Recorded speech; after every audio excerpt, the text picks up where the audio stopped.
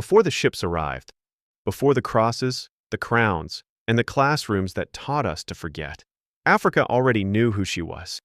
Our ancestors were not waiting to be discovered. They were building civilizations while others were learning to survive. In Kemet, Africans mastered medicine, astronomy, architecture, and mathematics. In Nubia, black kings ruled empires that even Egypt feared. In Mali, Mansa Musa was so wealthy his gold collapsed economies across continents. In Benin, bronze was cast with precision Europe could not replicate. In Great Zimbabwe, stone cities rose without mortar, defying logic. Africa was not poor. Africa was interrupted. Then came the first lie. You have no history. Because a people without memory are easier to rule. The transatlantic slave trade did not just steal bodies. It stole names, languages, gods, and pride.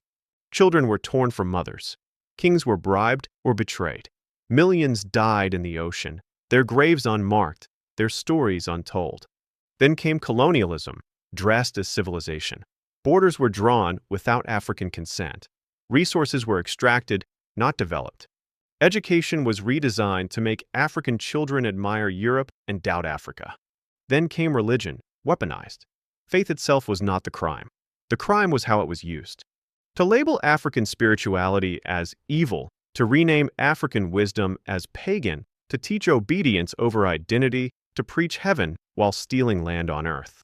African parents were taught to raise children who could quote scripture. But not Sundiata Keita, not Queen Amina, not Shaka Zulu, not Thomas Sankara, not the truth of how Africa was broken.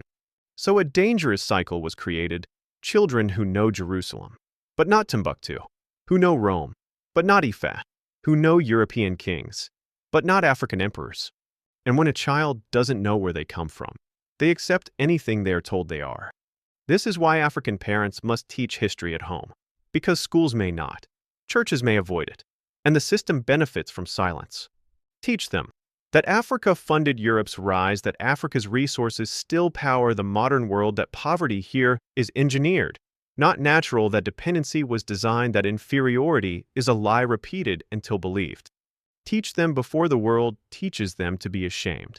History is not about hating the West. It is about knowing the truth. A child who knows their history walks differently, speaks differently, dreams differently. Because when you know what was taken from you, you know what must be rebuilt. And when Africa remembers, the world will feel it. This is Chronicles of Truth. Truth is not always comfortable, but it is always powerful. Subscribe, like, share, comment.